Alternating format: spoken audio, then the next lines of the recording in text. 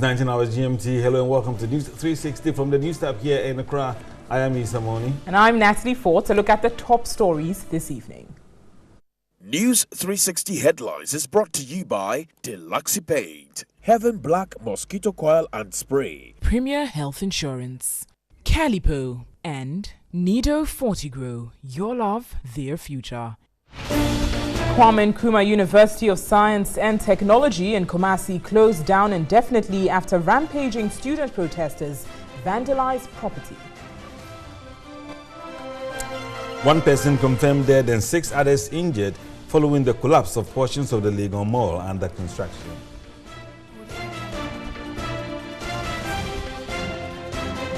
Adabraka Salted Fish Association sees plastic containers of suspected unwholesome tilapia. Drivers expressed disappointment over latest fuel price increase.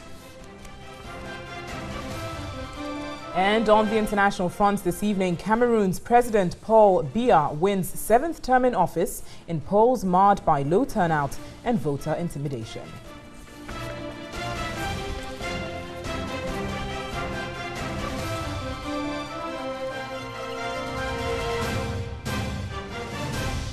We've got the details of these stories and much more news here on News 360. You could watch us all across the world on 3news.com and DSTV channel 279.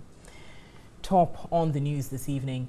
The Kwame Nkrumah University of Science and Technology, Kumasi, has been closed down indefinitely following a violent protest by students. The decision was taken after a meeting between school authorities and the Ashanti Regional Security Council. A dusk-to-dawn curfew has been imposed on the school. The students are expected to vacate the university premises latest by 12 noon tomorrow, Tuesday, October 23. Only foreign students would be allowed on campus with heavy security presence. Meanwhile, a delegation from the Education Ministry, led by the Sector Minister, Dr. Matthew Opoku Prempeh, will be meeting university authorities on Tuesday, October 23.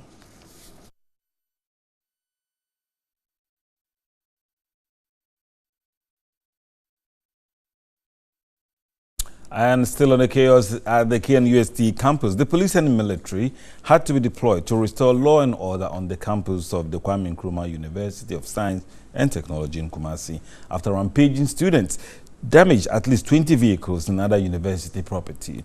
A peace march by students in protest against alleged brutalities meted out to them by campus security turned chaotic. Ibrahim Abubakar has the rest of the story.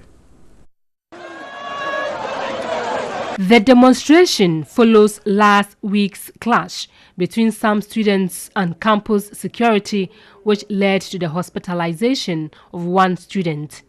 The angry students claimed the campus security mandated to protect them are the same people brutalizing them for no offense.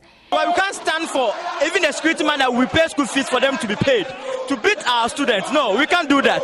We can't stand and watch our leaders. It's true, we can't stand. We are very angry. We are calling for justice. Justice. Those security men who are involved in that action, they should be sacked. And then we are asking who supervises the actions of the security. Is it the Ghana Police Service or they are on their own? We want to know. The Students' Representative Council declared a boycott of lectures to register their displeasure over the alleged brutalities. Students were expected to march peacefully to the administration block to present a petition to management of the university. But the peaceful march turned chaotic.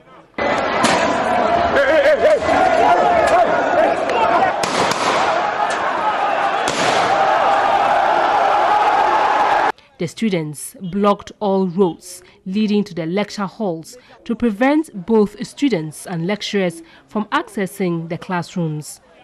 Over 20 vehicles parked at the administration block were vandalized. Deputy Registrar of KNUST, Kwame Yeboah, expressed disappointment over the turn of events. He said the management of the university will meet to ascertain the level of destruction and plan what to do next. A lot of destruction has gone on. Property has been destroyed.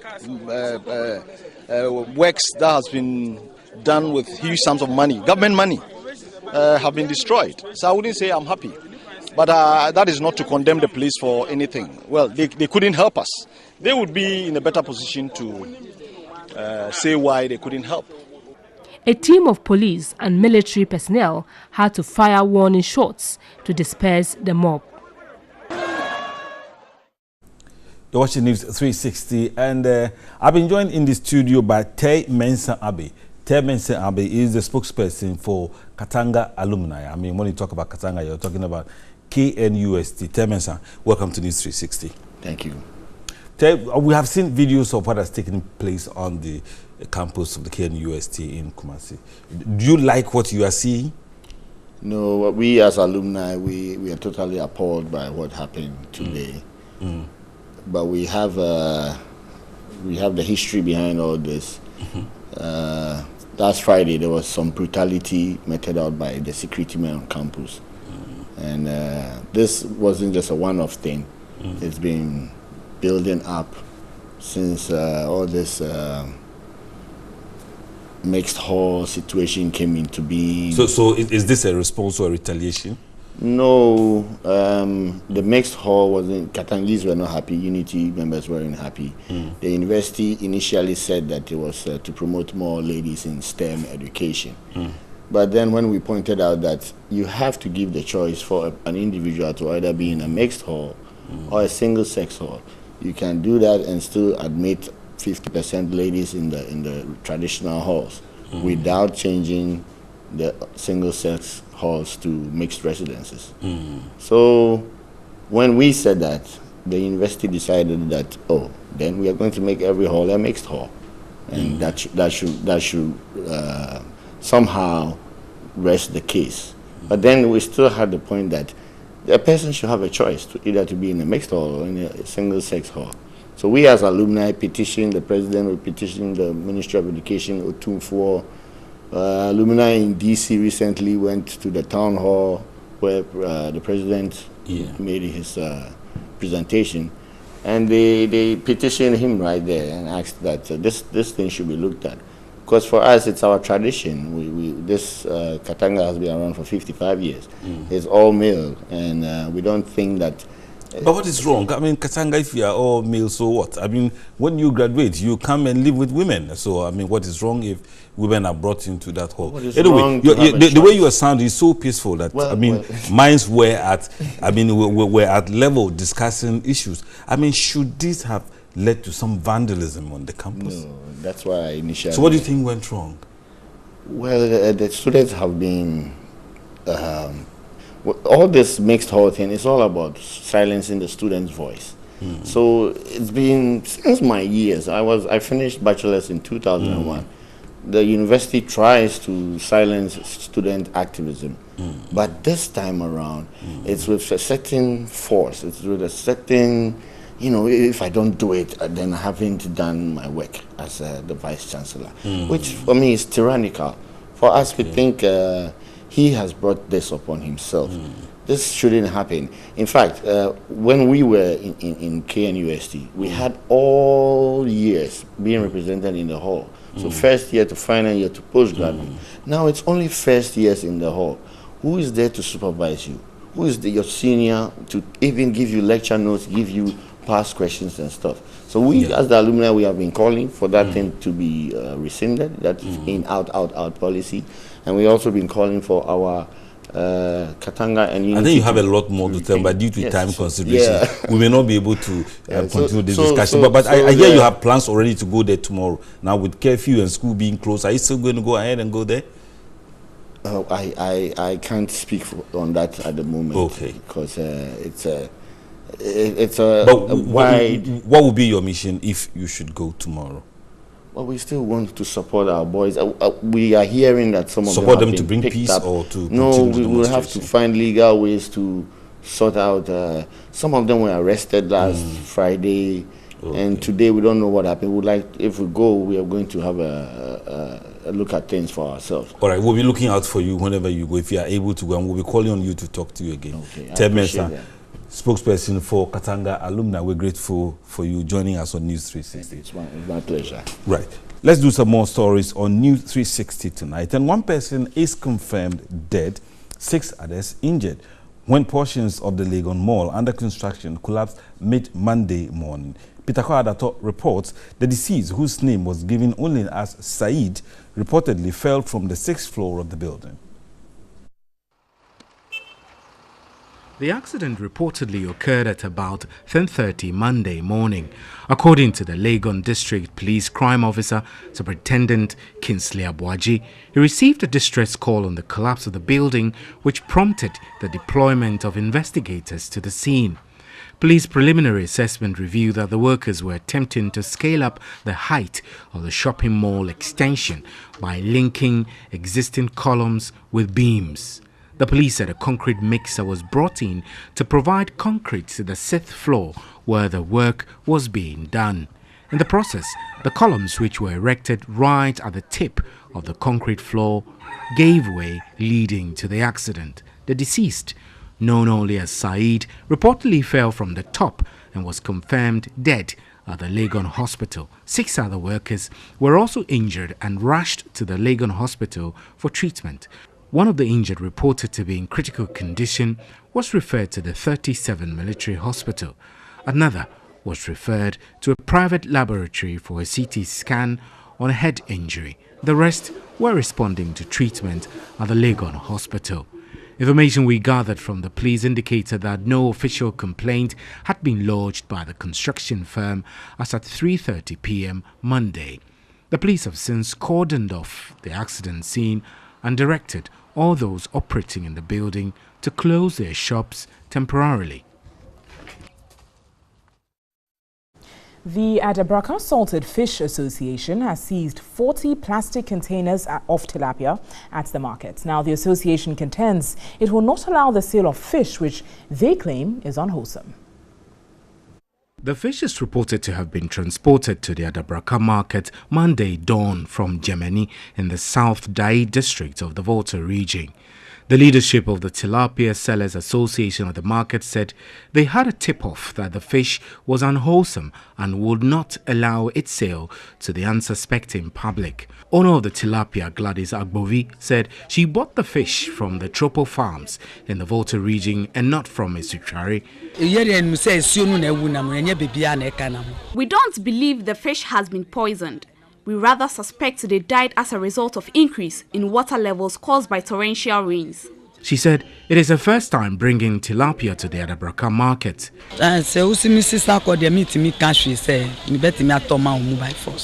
I have come to sell the tilapia, but because the market authorities asked me to send them away, I have no choice. She showed the news team her trading certificate to justify her activity. Agnes Agbo, who has been selling tilapia for over 2 decades, explains what buyers must look out for when buying tilapia.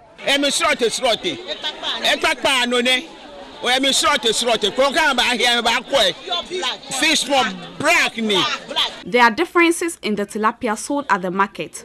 What I am showing is the healthy type. The unwholesome tilapia is usually black and soft. And then a trader held the same position. We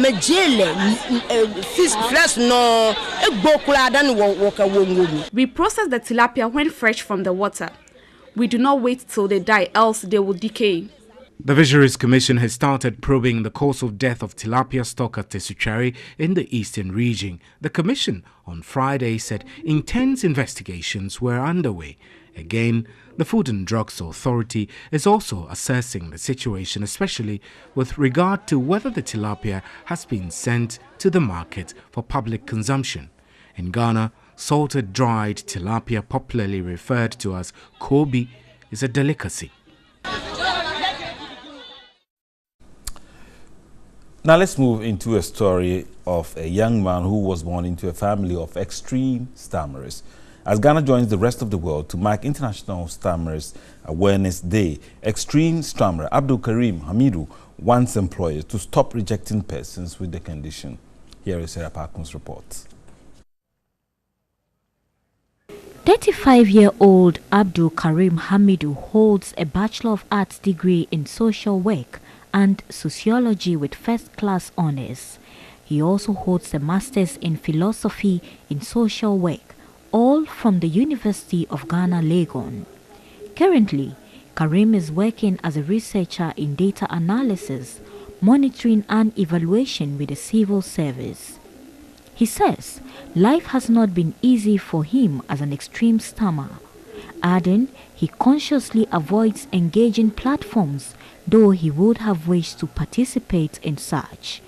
Karim lamented how some employers unfairly treated him by assessing his intelligence by only interviews. So when they ask you a question, I'm stammering. People will think that you are not good. So it's not that it's a society. The society should not use the ability to talk as what is of intelligence, an index of intelligence. He's married with 3 children, of which the eldest is also a stammerer, and he plans to assist him overcome the disability. Happy for him, because I will actually help him to overcome it, because he is actually lucky he has a dad who stammers. Now I understand it. I understand the stammering. Stammering has long been recognized to run in families, but scientists now say they have identified 3 genes which may cause the problem. They believe that changes which have already been tied to metabolic disorders may also affect the way in which parts of the brain function. About 1% of the world's adult population are affected. The Ghana Stammering Association says government must lead the way to reduce discrimination against sufferers. President of the association, Elias Preko, advised the public to maintain eye contact when relating to persons who stammer. You have to demonstrate good listening skills when speaking to a person who stammers. Don't shy away or don't look away when you've seen that the person is stammering. That's makes the person embarrassed, as if you are not comfortable with how they are talking. The theme for this year's stammering awareness is Speak Your Mind. Let's turn to some other stories this evening, as Sierra Leone has requested for technical assistance from Ghana to implement her new policy on free primary and secondary education. A communique issued after a bilateral meeting between President Akufo-Addo and Julius Maada Bio also affirmed a request for Ghana's assistance in the energy sector. This is the first official visit to Ghana by the former Sierra Leone opposition leader who assumed office after elections some 7 months ago. The 2-day working visit is to afford President Julius Maada Bio the opportunity to introduce himself to government and people of Ghana and to strengthen relations between the 2 countries. The 2 leaders held bilateral talks to deepen cooperation and improve economic relations. The 2 leaders later addressed the media. So he's here also, apart from the formality of introducing himself to us, to engage with us to see what areas Ghana and Sierra Leone can cooperate for the mutual benefit of our 2 peoples.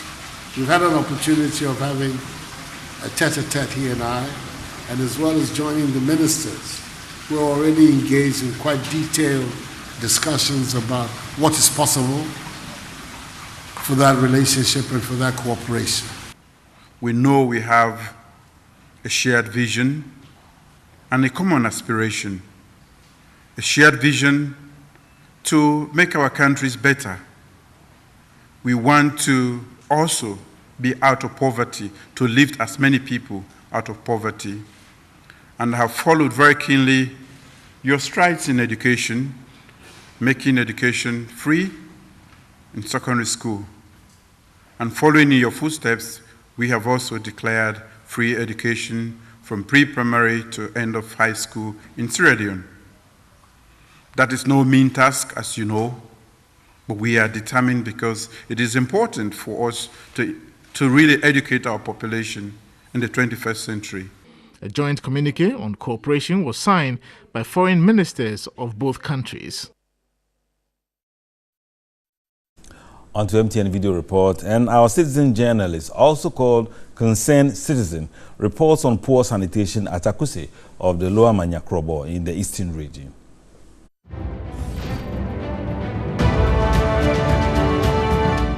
being honest to ourselves as patriotic Ghanaians, just look at the refuse situation in Akusi. 3 major municipalities ranging from Yilo, Lower Manya, and Sujamai have all their refuse being dumped in Akusi. Akusi is so developing so fast that very soon it will get closer here. So at the end of the day, if we have people in head of government, are they so much happy about this very situation, or is just because they are not living in the town with us? Please. Now, the health security in Akuse is a serious issue, and we are going to deal with it so that our voice may be heard. What kind of situation is this? Lower Manyakrobo District Assembly, please wake up. And nobody have the mind that where they are even mining the limestone, this could be used for their refill. Now you are creating all this refuse here in Akuse that is going to take the same shape of the Krobo Mountain. Let us wise up, people of Lower Manya.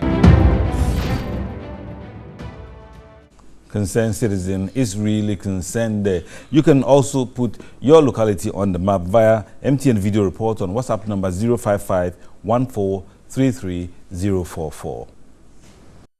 Stay with us here on News 360 for the latest of business news, coming up with Parkwesi Asari shortly.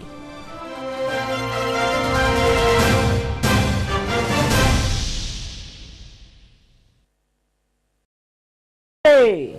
Happy are we? Presec Legon is 80 years old. When we decided to give the school a facelift, it was a real headache. We sought sponsorship and Deluxy Paint came to our aid. Now the school looks bright and luxy, as in our motto, Illumini tuo videbimos lumen. In thy light we shall see light. Indeed, in Deluxy we have seen light. The whole compound is bright. As for the quality, super. Sun cooler, sun cooler, sun cooler. When the sun bend too much and you just want cool down, shall I make you no lose guard? Sun cooler be the new move, look sharp.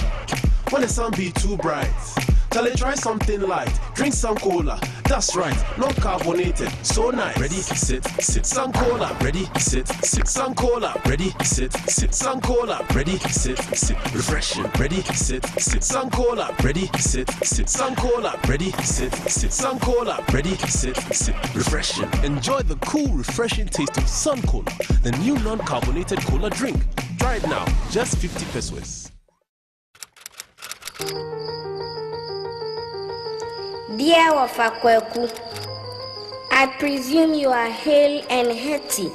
During my visit to your farm last vacation, I saw your cocoa trees in a disconsolate state.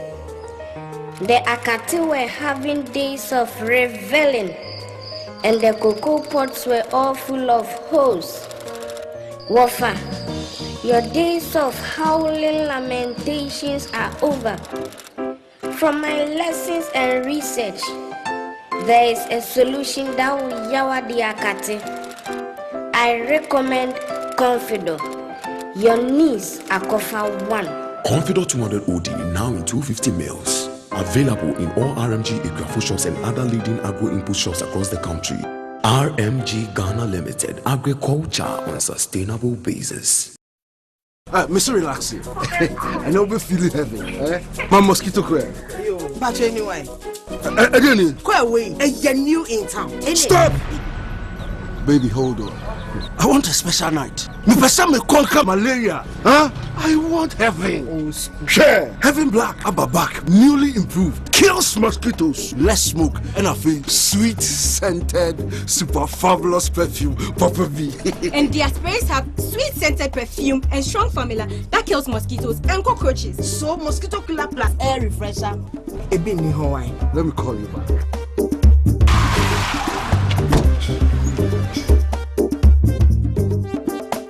Now, Mama Heaven Black back off for the night. And one spray too. We go kun tun team. Grandma, do you think I can fly like a bird? No, you don't have blue wings. You can't change the way the world treats a child's curiosity, but you can choose to nurture it with your love and the right nutrition. Nido Fortigrow is specially formulated with high-quality proteins and essential nutrients that school-aged children need to help make the most of what they learn. I knew there was a way to make children fly. That's because you never stopped asking. Nido Fortigrow, your love, their future. Nestle, good food, good life. The future is uncertain. You never know how it's going to turn out. And sometimes we wait for a sign to come in through the front door. It usually doesn't happen, but sometimes it does. Sometimes we get a chance to be a part of something truly great, to grab a piece of the future for ourselves, to explore the future with a new class of experts, to build a whole new world with revolutionary ideas. The time to make this future certain is here. Own a piece of Energy Commercial Bank. As we go public, the future is now within your grasp. Talk to your broker and invest in Energy Commercial Bank stock today. Together, let's own Energy Commercial Bank, supporting your aspirations.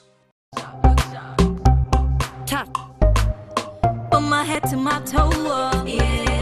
The moment I step in the street, everybody for no. Look sharp, yeah. See the swagger for show. Look sharp. My look and you see, say maybe so out of road. Feco spray starch, Emma Unyama Twoda from Boko. Emma Unyama Nyabasa, ne bohu bind, na ne kesi entino, ube spray a che, ne riam so dear, seweni wash. Feco spray starch, look sharp. I love football. Football can be a dirty game, on or off the pitch. Even when I'm trying to score at a party, stains find a way of tracking me down. But I don't worry at all, because I have Cleasoft.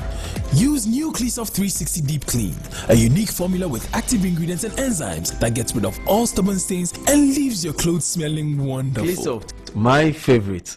Cleasoft 360 Deep Clean, clean all. The business news segment is brought to you by MTN. Everywhere you go, Universal Merchant Bank, Serene Insurance, Feco Spray Starch.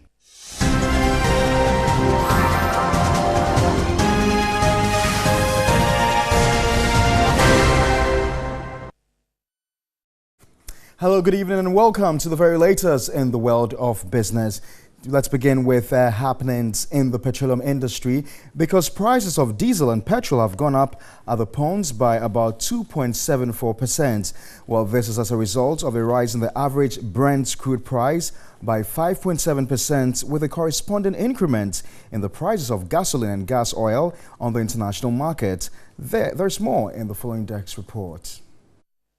For this window, the increments recorded so far represent about 2.74% change in price, or 0.14 pesos increment on every litre. Some oil marketing companies, OMCs, could keep prices same to maintain market share as part of the deregulation policy. Currently, a litre of diesel and petrol is being sold at 5 cedis 21 pesos across all major filling stations.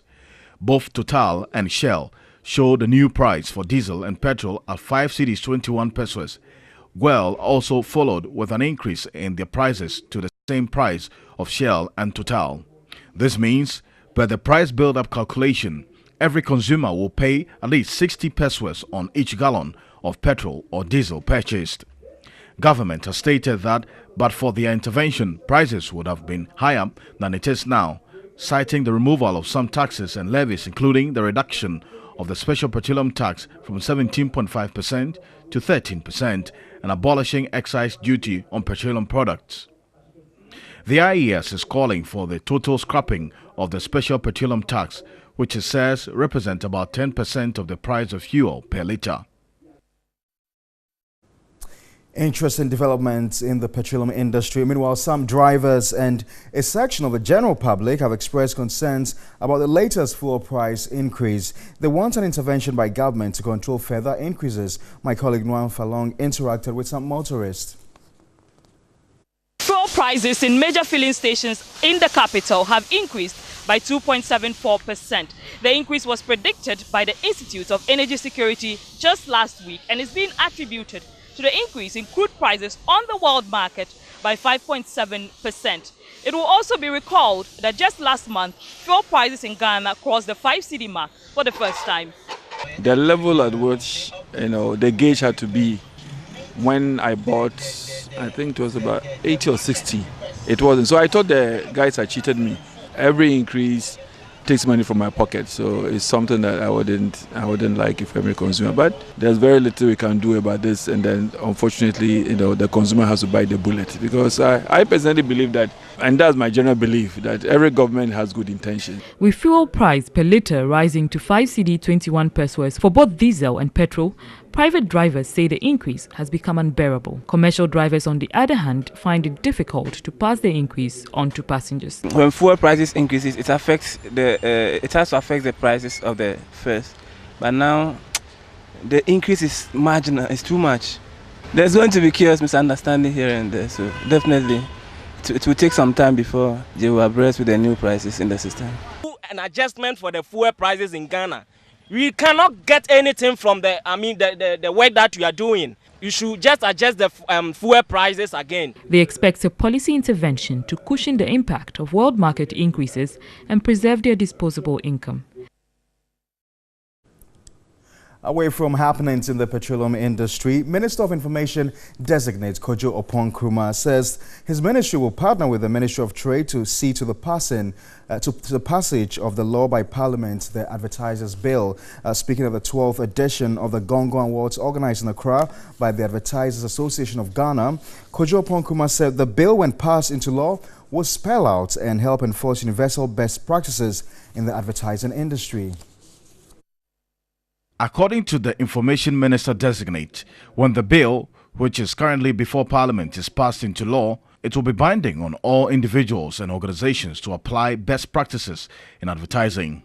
He also urged industry practitioners to embrace the opportunities which technology offers to meet the needs of customers. I'm happy to inform you that work on the bill has now been completed and it has now been tabled before Cabinet. My task as incoming minister, by the grace of God, will be to liaise with the Trade Ministry that is shepherding the bill to complete whatever outstanding work there is on it so that Parliament can receive and consider it and hopefully pass it into law. The Advertising Association of Ghana, Gong Awards, is organized to recognize and reward indigenous creativity and strategic thinking in advertisement, which adds value to local businesses. President of the Advertising Association of Ghana, Togbo Mensah, noted that the bill will ensure discipline in the industry. We need that bill to control our industry. That bill will bring our business to a level that is respected around the world. You have to come into the business, and there are categories of things, the things you should do and not to do.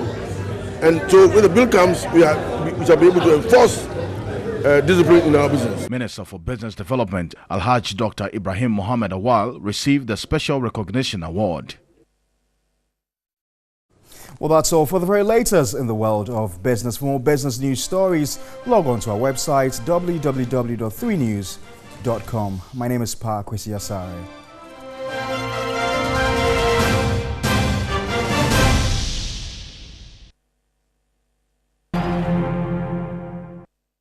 Hello, good evening, and it's time for us to bring you all the latest from the world of sports right here on News 360 with me, Thierry Nyan, and we're starting off with women's football. And just 10 years after, triggering a massive football festival with the hosting of the 2008 African Cup of Nations, well, Ghana will play host again, this time with the women's edition. Now, 8 teams are due to gather in Accra and Cape Coast over a 2-week period to determine who is going to be the queen of African football. Of course, the Black Queens are in contention. Naneke Amankwa, my colleague, visited the team at the Ghanaman Soccer of Excellence and filed this report. We are here at the Ghanaman Soccer Center, where the Black Queens of Ghana have been here for the past 2 months to prepare ahead of the 2018 Women's Africa Cup of Nations. The Black Queens will be making their 11th appearance since 1991 in the competition. Their best results has been runner-up in 1998, 2002, 2006, and also 3rd place in 2016. They are hoping to do a host and win of the 2018 African Nations Cup. Since the start of the African Women's Championship, Ghana has never lifted the trophy. Later next month, they will have a massive responsibility to change that. The Black Queens will face Algeria in the opening game of the 2018 edition before playing Mali and Cameroon in the group. For weeks, they have been getting ready in Pram Pram, shutting out the uncertainty over Ghana's status as host. The Queens has fallen off the pecking order in African football. For long, the bridesmaid in African football behind Nigeria, Ghana has watched on as the likes of South Africa and Cameroon have caught on and in some cases taken over them. Coach Bashir Herford is fully aware of that history, but as he watches the ladies chase the ball and go through their spaces, he is confident they will face the task without no pressure. I have not been under pressure before. The reason being that I know what I can do and know what I'm doing. I am a trained teacher of maybe economics. I'm teaching at ACM junior high, and then you take me to Achimota, then say how pressure. That is what I've learned. So when I go to Achimota, the way I will teach is the same thing when I go to Mfantepim I will teach. So there shouldn't be any pressure on me. The pressure is the euphoria, is what the people expect, and so the pressure will take care of itself. But me as a coach, I don't have any pressure. And then because it is first time to Ghana is preparing very well to win the AFCON. Janet Ayam is one of those Hayford will rely on for goals. She is in no doubt they can step up to it. It's a privilege that we are in the team and we are playing in Ghana. We'll make sure the things that at least the other time they couldn't make it up to the finals, I think this time we are going to make it up. And as we are hosting, we are not only just going to the competition just to take part. No, we are going for the cup to qualify for the World Cup. All right, so still on that particular team, the Black Queens. Well, the AFCON 2018 is set to begin on November 17, 2017 or 2018 that is. And the Black Queens are set to play against Algeria. Now, that is going to be the first of 5 games if the Queens are hoping to win the whole thing. Ex-captain Ajabayo and former goalkeeper Sulemana Memuna too are very confident that the Queens definitely will be in good position to do this. Our group is not really tough, just that only Cameroon that will give us tough time, but the rest I think we will qualify to the next stage. For now, they are still here. They have to go and play friendly matches. But we are here. They are still training here. They said they are waiting for the professionals to come. So we are waiting for them to come. Maybe they will play 1 or 2 games. Then we see the team, whether they are ready or they are not ready. We have met Algeria before, and we beat them. And we meet Cameroon, we beat them. We have met them before, we have been beating them. So I don't think it's a very tough group for us. Do you think we can still do the host and win affair? Of course. I assure Ghana will host and win. All right, so let's go straight to the offices of the Ghana Football Association. Well, it opened for official business today, 4 months after it was closed down. Now, the Secretariat will restart the full operation with staff expected to be at post. So work has returned to the Ghana Football Association headquarters 4 months after the Ghana Police Service declared it a crime scene and subsequently closed it down. Renovation works, as mentioned by the President of the Normalization Committee, Dr. Kofi Amoah, has been completed. The building looks fresher, the paved floors are looking brighter, but the major observation is that security has become tighter at the premises here at the Football Association. So work has begun. Officials are in there doing their work in a bid to return Ghana football back to normalcy. From the FA headquarters here in Accra, Yao Fusulabi for TV3 News. Normalization Committee occupying the building as it stands. Well, before I leave, I'll just leave you with the scoreline between Arsenal and Leicester City. 1-1 Mesut Ozil equalizing for the Gunners. And that's exactly where we bring an end to the Sports Bulletin. We'll bring you more later on Sports Station with me, Thierry Nyan. Don't go anywhere.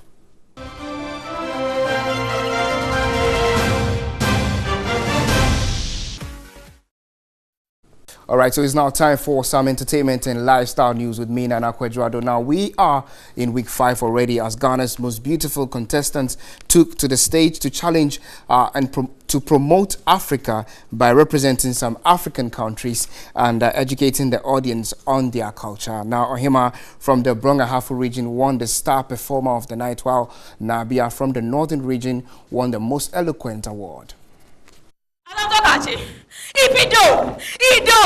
There was much anxiety and uncertainty on Sunday's show, with 2 contestants having been evicted last week.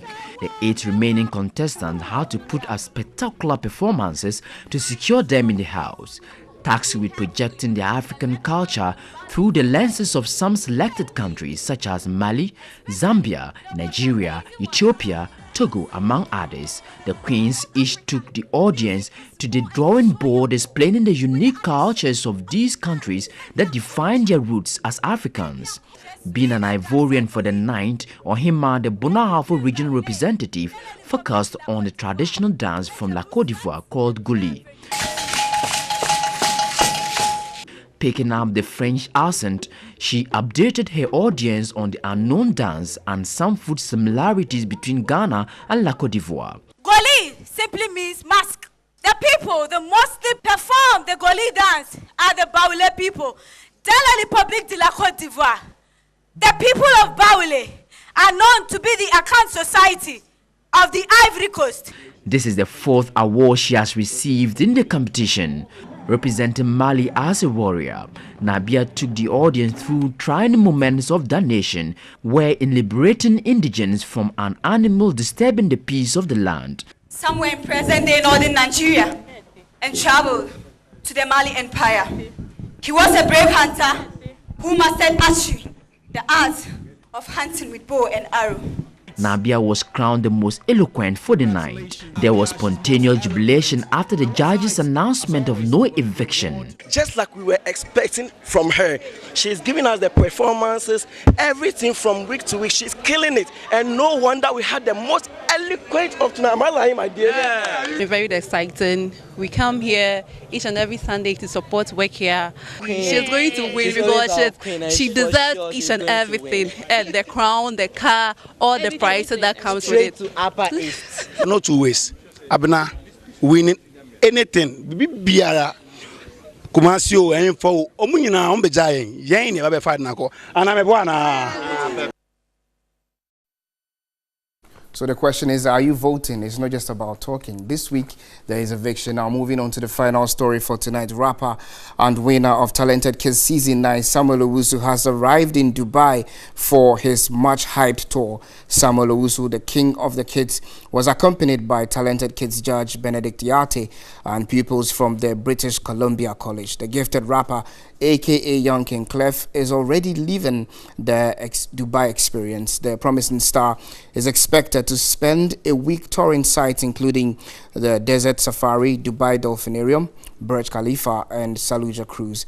The group is expected to return home this weekend.